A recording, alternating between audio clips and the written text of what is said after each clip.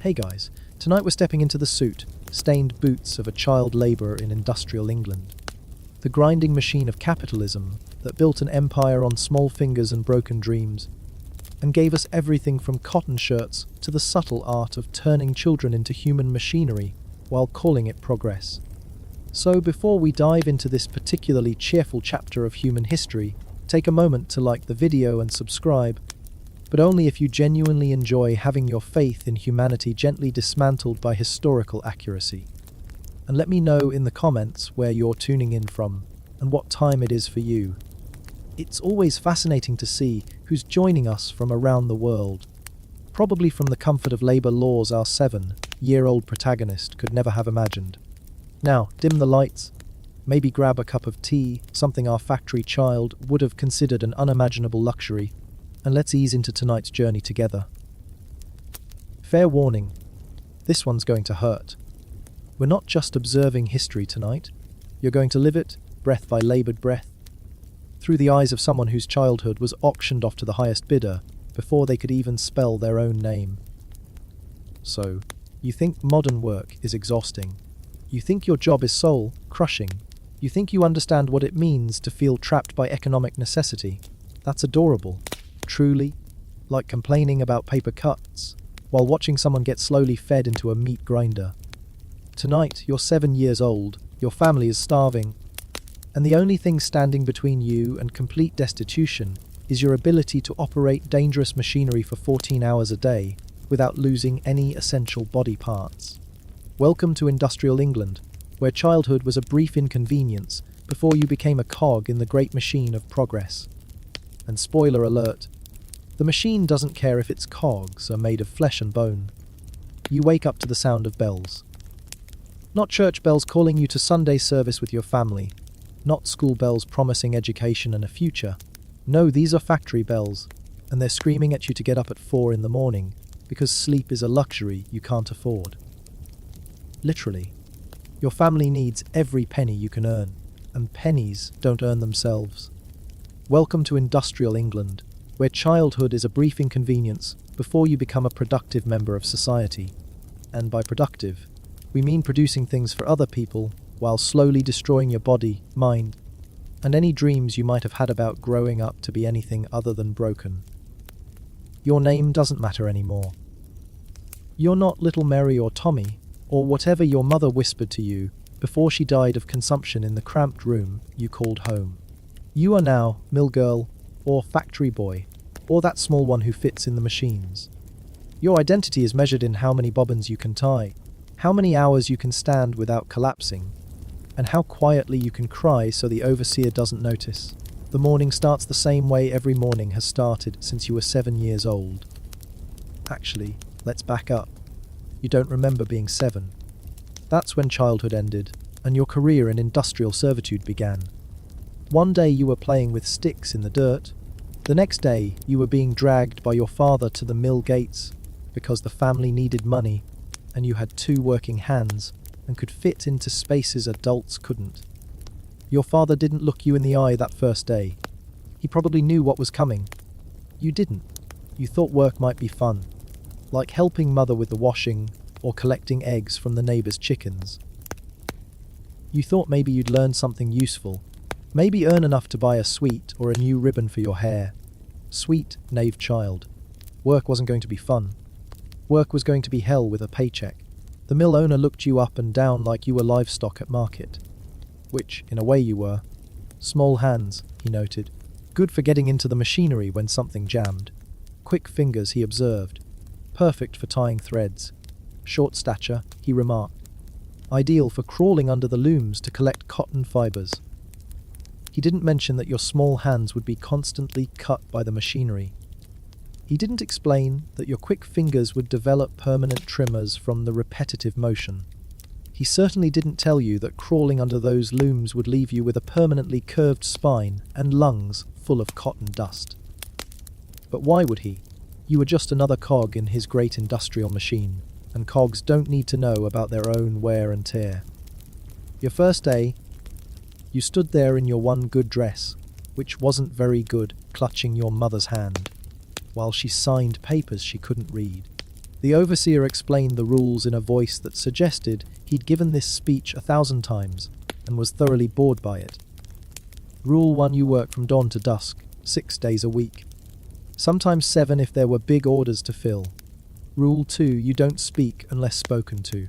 The machines are loud enough without your chatter. Rule 3: you don't eat during work hours unless it's the brief meal break, and even then, you eat standing up because sitting down makes you soft. Rule 4: if you're injured, you keep working unless you're literally bleeding to death, and even then, try to bleed somewhere that won't stain the cotton. Rule 5: the most important rule: you don't quit. Ever. Because where else are you going to go? Back to your family's one-room hovel, where you're just another mouth to feed. Out onto the streets where children disappear into workhouses or worse. This job, horrible as it was the best thing that was going to happen to you. Your mother kissed your forehead and left. You watched her walk away through the mill's grimy windows, getting smaller and smaller until she disappeared entirely. You didn't know it then, but that was the last time you'd see her. She'd be dead of tuberculosis within the year. Another casualty of the overcrowded tenements where the poor lived stacked like cordwood. But that first day, you still had hope. Children are remarkably good at hope, even when every reasonable indicator suggests they shouldn't be. The mill floor was a sensory assault. The noise hit you first, the constant clacking and whirring of machinery that never stopped, never paused, never gave your ears a moment's peace. Then came the heat, radiating from the massive steam engines that powered everything. The air was thick with cotton fibers that floated like snow, except snow didn't get into your lungs and stay there, slowly suffocating you over years of exposure. Your job was simple in theory: watch the spinning machines and tie any threads that broke. When you were a bit older and stronger, you'd graduate to operating your own machine. But for now, you were a pisa, which sounds almost pleasant until you realize it means your tiny fingers were constantly reaching into moving machinery to grab broken threads. The other children barely looked at you. New kids came and went regularly.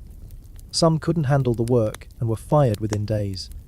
Others had accidents, fingers caught in gears, hands mangled by belts, bodies crushed when they fell asleep standing up and toppled into machinery. A few simply disappeared one day, and no one asked where they went because everyone already knew the answer wouldn't be pleasant. The ones who stayed, the survivors, had a look in their eyes that you'd develop to given time. It was the look of someone who had accepted that this was life now. No more, no less. Just the endless rhythm of the machines and the gradual erosion of everything that made them human. Your supervisor was a woman named Mrs. Grimsby, though she hadn't been a missus for years.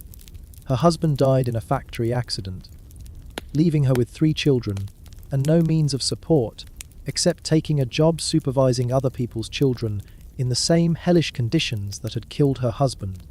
She wasn't cruel because she enjoyed it. She was cruel because kindness was a luxury that got you fired, and being fired meant starvation. She showed you to your station, a spinning frame about twice your height, with dozens of spindles whirring at incredible speed. Your job was to walk back and forth along this machine, watching for broken threads, tying them when they snapped, and replacing empty bobbins with full ones. Simple, except the threads broke constantly, and the machine never stopped moving. And if you weren't fast enough, the overseer would shout at you, dock your pay, or worse. And if you were too fast, if you rushed, you'd inevitably catch a finger or a piece of clothing in the mechanism. And then you'd learn firsthand why so many of the older children were missing fingers or had scars running up their arms. The first time you saw a child get pulled into a machine, you screamed. Everyone else just kept working. Mrs.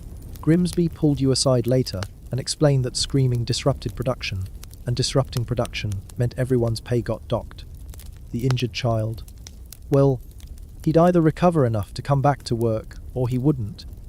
Either way, his machine needed to keep running. That's when you learn the most important lesson of factory life. Human beings were replaceable, but machinery was expensive. You developed a routine, because routine was the only thing that kept you sane. Wake up at 4 when the bells rang. Splash water on your face from the communal bucket that tasted like rust and smelled like whatever had died in the pipes. Walk to the factory through streets thick with coal smoke, that turned the morning sky the color of old blood. Take your position at the machine. Work. The working day was officially 12 hours, but that didn't count the time spent cleaning your machine before starting, or the time spent cleaning it again after finishing. It didn't count the mandatory overtime when there were rush orders, which was most of the time. It didn't count the unpaid time spent repairing any mistakes you'd made, because mistakes came out of your wages. Your wages. Let's talk about those. You earned about 3 shillings a week when you were lucky. That's assuming you didn't get fined for talking, or fined for being late, or fined for making mistakes, or fined for any of the dozens of infractions that could be applied to any child at any time for any reason. Out of those 3 shillings, you had to pay for your own meals, thin gruel and stale bread sold at the factory at prices that were mysteriously always slightly more than you could afford. You sent most of what remained home to your family, keeping just enough to pay for a space in a boarding house dormitory where you slept with 20 other children on straw mattresses that were changed approximately never. The boarding house was run by a woman who had clearly never heard the word nutrition, and believed children could survive indefinitely on watery soup and whatever scraps she could buy cheap from the market. But let's get back to the work, because work was your life now. The spinning machines were hungry beasts that devoured cotton and produced thread, and you were their servant. You learned to read their moods, the particular sound a spindle made just before the thread snapped, the slight vibration that meant a belt was about to slip, the grinding noise that indicated something was about to break expensively, and someone was going to get blamed for it. The machines ran on steam power, which meant the factory was always hot and humid. In summer, children regularly collapsed from heat exhaustion. In winter, the combination of steam heat and freezing outdoor temperatures meant you were constantly catching cold, and colds in the factory were dangerous because they slowed you down, made you clumsy, and clumsiness around machinery was often fatal. You learned to tie threads with incredible speed and precision. Your fingers moved without conscious thought, dancing along the spinning frame, catching breaks before they could cause larger problems. You learned to change bobbins in seconds, to spot potential issues before they became disasters, to work through pain and exhaustion, and the constant fear that today might be the day you made a mistake that cost you a limb. The other children became your family, in a way. Not because you were particularly close, there wasn't time or energy for friendship, but because you shared something that no one else could understand. You all had the same hollow look in your eyes, the same permanent stoop from bending over machines, the same hacking cough from inhaling cotton fibers, the same collection of small scars and permanent injuries that marked you as factory children. There was Sarah, who'd been there 2 years and had already lost the tip of her left index finger to a bobbin winder. She was 11, which made her practically ancient in factory terms. She showed you tricks, how to tie threads with one hand while feeding cotton with the other, how to stand so your back wouldn't hurt quite as much, how to eat your meager meals quickly so you could rest for a few precious minutes. There was Tommy, who was maybe 9 but looked 6 because malnutrition had stunted his growth. He worked the carding machines, which combed cotton fibers and prepared them for spinning. His job required him to crawl under the machines regularly to clean out accumulated fiber, and the cotton dust had given him a cough that sounded like it was tearing his lungs apart. But he never complained, never missed a day, because his mother was dead and his father was in debtor's prison, and the factory wages were the only thing keeping his little sister out of the workhouse. There was Little Mary, called that, because there were 3 Marys working the floor, and she was the smallest. She operated a power loom, standing on a wooden box so she could reach the controls. The noise of the looms was even worse than the spinning machines, a constant hammering that made conversation impossible and gradually destroyed your hearing. Little Mary had been working looms for 3 years, and she read lips better than most people could hear. The days blended together in an endless cycle of exhaustion and repetition. You learned to sleep standing up, catching brief moments of rest while still appearing to work. You learned to eat while walking, maximizing your rest time during the brief meal breaks. You learned to hide injuries because admitting to being hurt meant losing pay or losing your job entirely.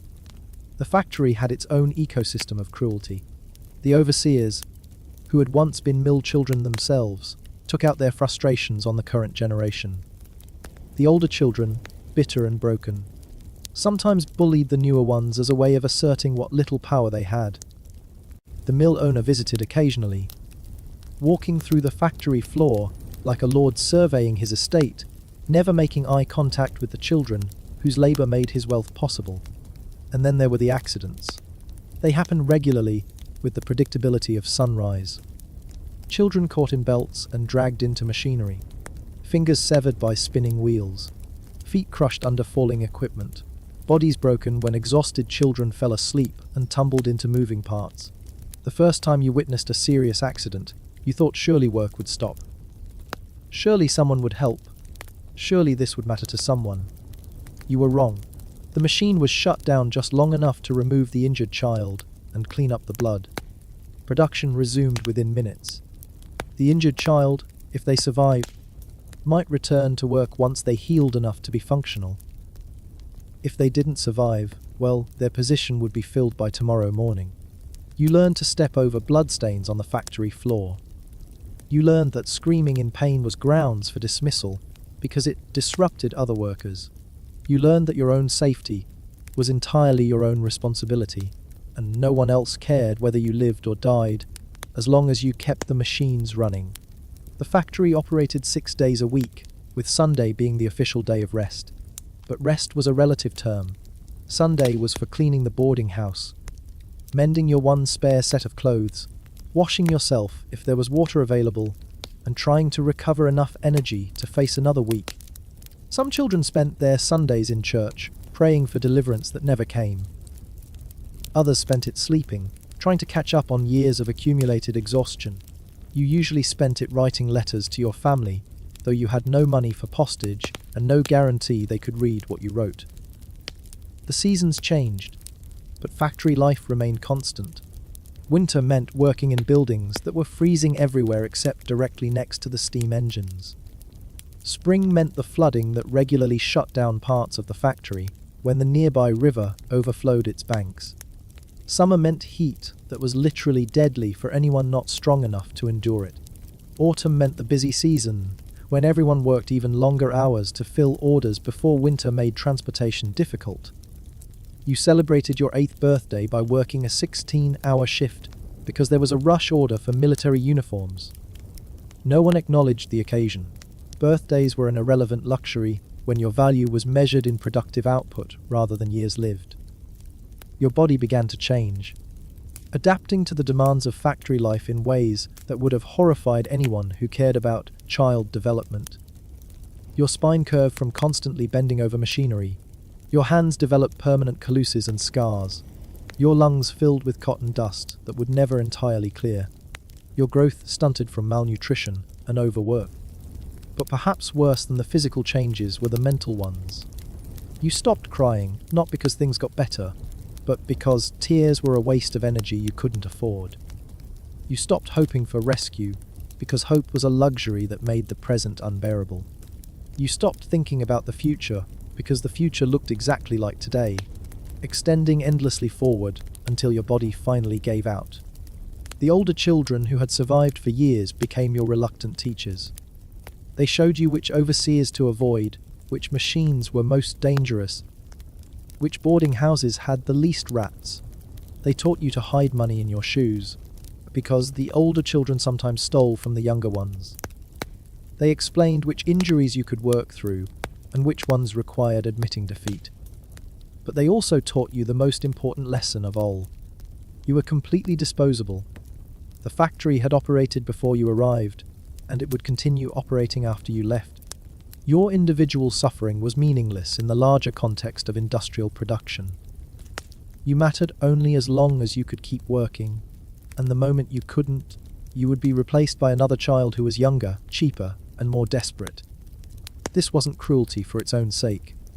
This was simply economics. Child labor was profitable because children could be paid less than adults, worked longer hours, and fit into spaces that adult bodies couldn't access. The The factory owners weren't monsters, they were businessmen operating within a system that rewarded efficiency and punished sentiment. The government occasionally passed laws about child labor, but enforcement was sporadic and penalties were minimal. Factory inspectors visited rarely and usually gave advance notice, allowing the worst conditions to be temporarily improved. Children were coached on what to say if questioned, that they were well treated, adequately fed, and happy to have employment. You learned to lie convincingly about your age, your working conditions, and your well-being. Not because you wanted to protect the factory owners, but because telling the truth might result in losing your job, and losing your job meant starvation. The factory had its own internal economy. Children with particular skills, those who could repair machines, or who were especially fast at their tasks, earned slightly more and received marginally better treatment. Others, particularly those who were sick or slow, found their wages constantly docked until they were essentially working for room and board alone. There were hierarchies among the children based on length of service, type of work, and perceived value to the operation. The thread pieces were at the bottom, the machine operators in the middle, and the few children who had survived long enough to become assistant supervisors at the top. These hierarchies were ruthlessly maintained, because having something to aspire to, even if it was just slightly less misery, was what kept children working. Your second year was worse than your first because the novelty had worn off and the reality had set in. This wasn't a temporary situation you would eventually escape from. This was your life. You would work in factories until your body gave out, and then you would die, probably in poverty, probably alone, probably young. The third year was when you stopped thinking of yourself as a child at all. Childhood was something that happened to other people, people whose parents could afford to let them play and learn and grow. You were a worker now, had always been a worker, would always be a worker. You developed the 1,000-yard stare that marked all long-term factory children, a blank, distant expression that came from spending so much time focused on machinery that you forgot how to focus on people. You learned to move efficiently, wasting no energy on unnecessary motion. You learned to eat quickly, sleep lightly, and trust no one completely. The factory began to feel more familiar than any home you'd ever known. You knew every sound, every smell, every dangerous corner and loose floorboard. You could navigate it in the dark, could identify problems by sound alone, could predict mechanical failures days before they happened. This expertise made you valuable, which was both good and bad. Good because valuable children were less likely to be fired or severely punished. Bad because valuable children were given more responsibility, longer hours, and more dangerous tasks. You were promoted to operating your own spinning frame, which meant managing dozens of spindles simultaneously while walking back and forth for 12 hours a day. The pay increase was minimal, perhaps an extra 6 pence per week, but the responsibility was enormous. Any thread breaks on your machine came out of your wages. Any damage to equipment was your fault. Any slowdown in production was blamed on your incompetence. The spinning frame became your world. You knew every spindle individually, could predict which ones were likely to break threads, could spot problems before they became disasters. You developed an almost supernatural ability to hear changes in the machine's rhythm that indicated potential issues. But the constant vigilance was exhausting. You couldn't relax for a moment, couldn't let your attention wander, couldn't take breaks beyond the brief official meal periods. Your entire existence was focused on keeping those spindles running smoothly, preventing problems, maximizing output. The other children looked at you differently now. You were no longer the newest, most vulnerable worker. You had survived long enough to earn a degree of respect, and survival in the factory was the only achievement that mattered. But with that respect came isolation. Newer children were afraid to associate with experienced workers because they might be seen as slacking off. Older children were competition for the limited number of supervisory positions that might eventually become available. Your fourth year brought new challenges. Your body was changing in ways that made factory work more difficult. You were growing taller, which meant you no longer fit into the small spaces that had made you valuable. You were growing stronger, but also more aware of pain and more resentful of the conditions you had once simply accepted. Other children your age were beginning to work different jobs, boys moving to more physically demanding positions, girls transitioning to different types of machinery or to jobs in other industries. Some left the factory entirely, though not necessarily for better opportunities. Many went to work in coal mines, which was more dangerous but sometimes paid slightly better. Others went into domestic service, which meant trading factory work for a different kind of servitude.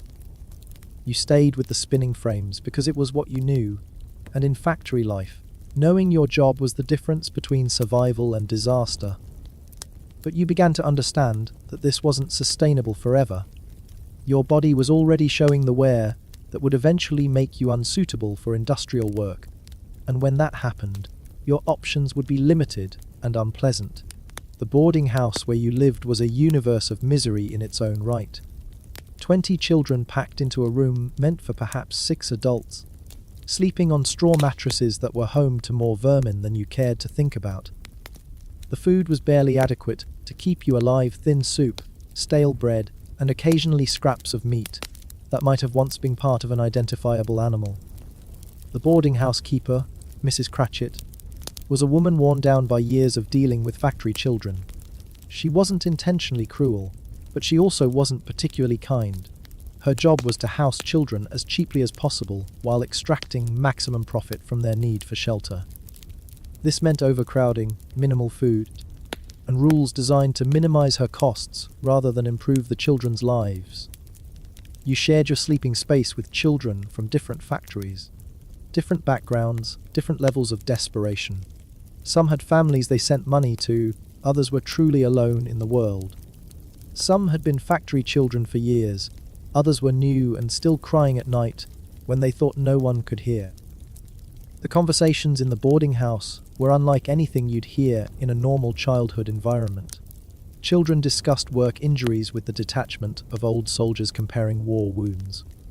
They shared strategies for avoiding the worst overseers, tips for maximizing productivity to avoid punishment, and rumors about which factories might be hiring if their current situation became unbearable.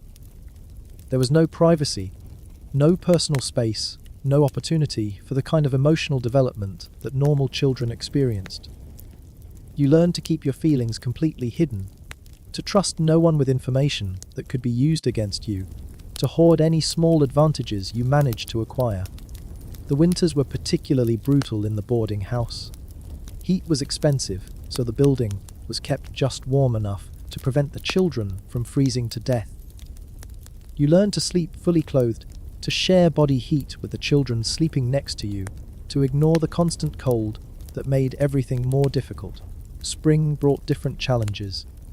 The building flooded regularly when the nearby river rose, leaving the basement dormitories ankle deep in water that smelled like sewage and dead fish. Summer meant heat that was unbearable in the overcrowded rooms, accompanied by swarms of insects attracted to the poor sanitation. Autumn meant preparing for another winter that many of the weaker children wouldn't survive. Your 5th year in the factory marked a turning point. You were no longer a child by any reasonable definition, though you were still legally considered one. You had developed the skills, knowledge, and emotional numbness that characterized long-term factory workers. You could train new children, supervise simple operations, and handle machinery that would have terrified you years earlier. But you had also developed health problems that would plague you for the rest of your life. The constant inhalation of cotton dust had damaged your lungs permanently. The repetitive motions required by your job had caused permanent damage to your hands and wrists. The poor nutrition and overwork had stunted your growth and weakened your bones. More importantly, you had developed psychological adaptations that set you apart from children who had grown up in normal circumstances. You viewed the world through the lens of survival rather than growth or happiness. You measured success in terms of avoiding disaster rather than achieving goals. You related to other people as potential threats or resources rather than as sources of companionship or affection. The factory management began to see you as a potential supervisor, which was both an opportunity and a trap. Supervisory positions paid slightly better and involved less direct physical labor, but they also required you to enforce the same brutal conditions on other children that had been enforced on you. Becoming a supervisor meant accepting that the system was acceptable, that the suffering you had endured was justified, that the cycle should continue. You accepted the promotion because the alternatives were worse. As a supervisor, you earned enough to move out of the communal boarding house dormitory and into a slightly better situation, sharing a room with only 3 other people instead of 20. You could afford better food, cleaner clothes, and occasionally even small luxuries like soap or a book. But the psychological cost was enormous. Every day, you had to watch new children experience the same horror you had lived through. You had to enforce rules you knew were cruel, maintain productivity standards you knew were unrealistic, and punish children for infractions you knew were inevitable. The new children looked at you, the way you had once looked at Mrs. Grimsby, with a mixture of fear and resentment, seeing you as part of the system that was destroying them. They didn't understand that you were just as trapped as they were, that your slightly better conditions came at the cost of complicity in their suffering. You tried to be kinder than your former supervisors had been, but kindness was a luxury that interfered with productivity. When children were slow, you had to push them harder. When they made mistakes, you had to punish them. When they were injured, you had to decide whether they were hurt badly enough to justify stopping the machines. The mill owner visited one day, while you were supervising a group of new children.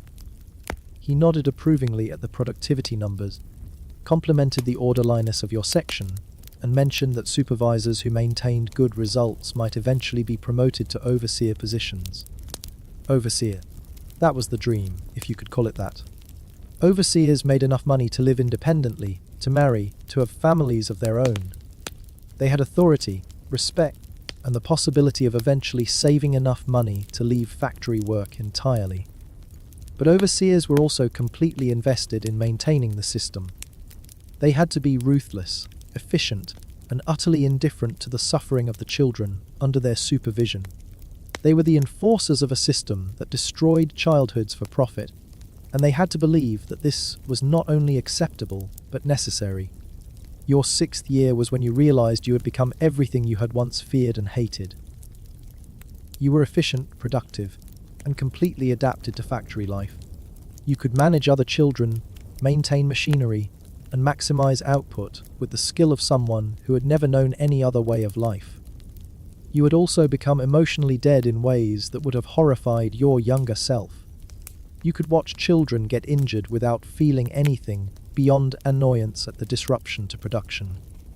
You could punish children for mistakes without experiencing guilt or sympathy. You could send exhausted children back to work without considering their suffering. This wasn't a choice you had made consciously. It was the inevitable result of years spent in an environment where empathy was a liability and emotional detachment was necessary for survival. You had adapted so completely to factory life that you could no longer imagine any other existence. The outside world had become foreign to you. On the rare occasions when you left the factory district, you felt uncomfortable and out of place. Normal social interactions confused you. The concerns of people who had never worked in factories seemed trivial and incomprehensible. You had learned to read and write, after a fashion, through self-teaching and occasional help from other workers. But your education was purely practical, focused on things that helped you do your job better, rather than things that might help you understand the world or improve your circumstances. Your health continued to deteriorate in ways that were predictable and irreversible. The respiratory damage from cotton dust was permanent and progressive. The physical deformities from repetitive work were becoming more pronounced. The malnutrition of your childhood had left you vulnerable to diseases that better-fed people could easily fight off. But these problems seemed normal to you now. Every long-term factory worker had similar issues. It was simply the cost of employment, as predictable as the sunrise and as inevitable as death. Your 7th year brought responsibility for training new supervisors, which meant you were now part of the machinery that created more people like yourself.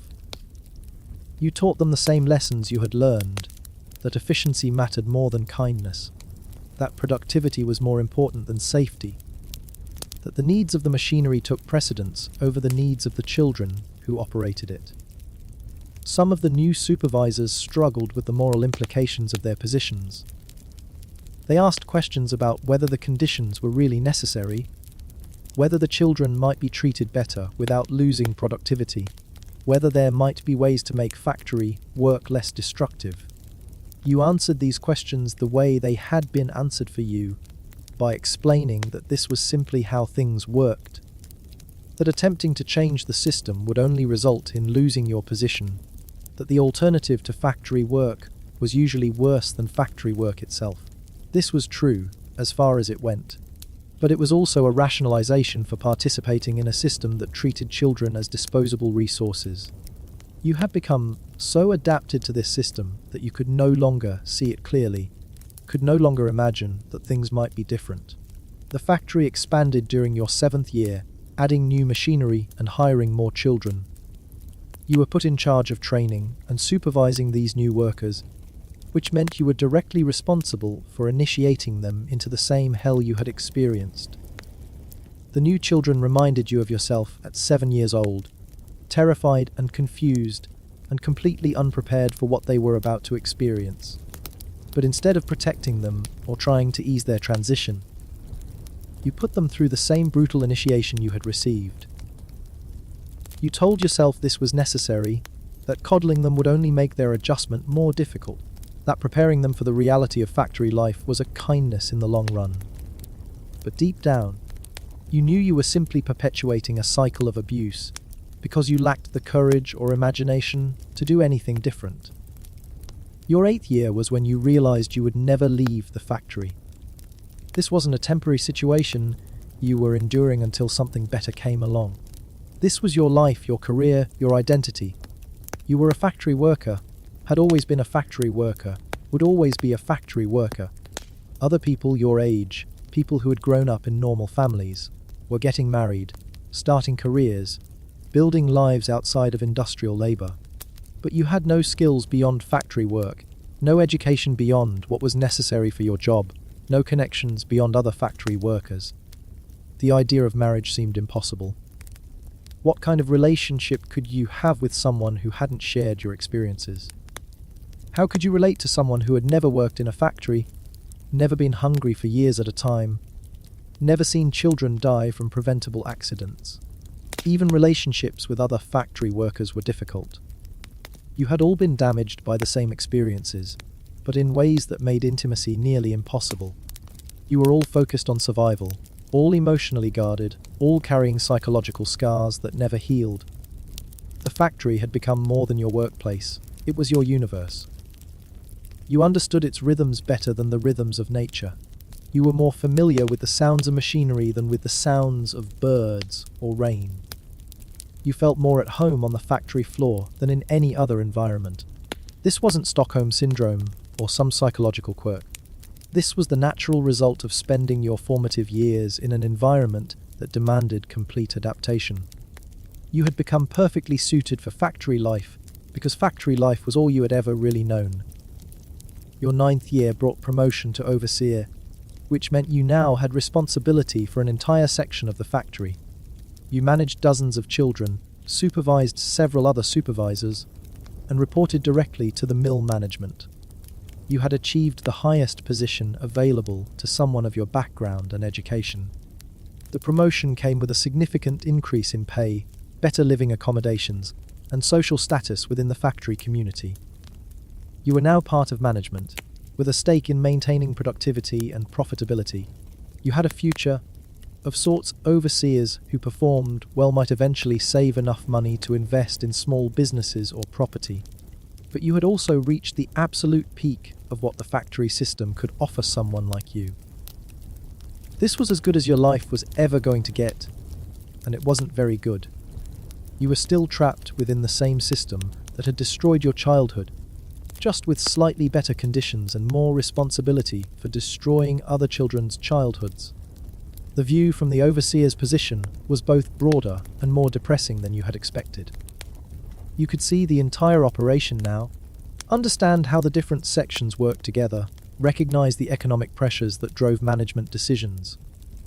You also understood, with complete clarity, that the children under your supervision were not individuals with hopes and dreams and potential futures. They were units of production, evaluated entirely on their contribution to profitability. Their suffering was not a regrettable side effect of industrial progress, it was an integral part of the system that made the factory profitable. This understanding should have horrified you, but it didn't. You had been conditioned by years of factory life to accept this perspective as natural and inevitable. The idea that children deserve protection, education, and opportunities to develop their potential seemed as foreign and impractical as the idea that machines should be operated for the benefit of the machinery rather than for profit. Your 10th year was when you stopped counting years entirely. Time had become meaningless, except as a measure of productivity. You measured your life in production quotas met, accidents avoided, and children successfully trained to accept their circumstances. You were now in your late teens, though you looked older due to the physical toll of factory life. You had the authority and responsibility of an adult, but you had never had the experiences that normally shape adult development. You had never played, never learned for the joy of learning, never had the freedom to make choices based on personal preference rather than economic necessity. The children you supervised now reminded you less and less of your former self.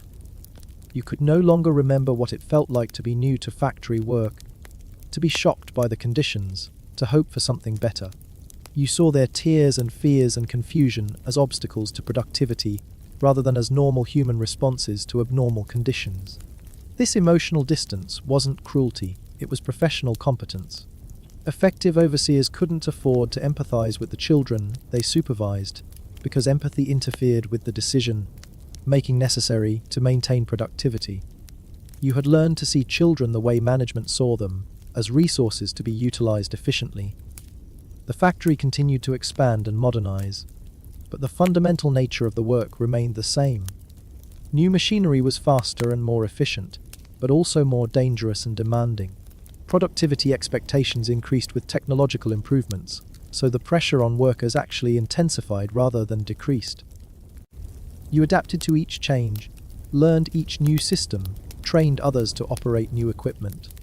Your value to the factory increased with your experience and knowledge, but so did your investment in maintaining the system that had created you. By your 11th year, you had become the kind of person you would have feared as a child, completely integrated into the factory system, utterly committed to maintaining productivity regardless of human cost, incapable of imagining that things could be different. You were successful in the narrow terms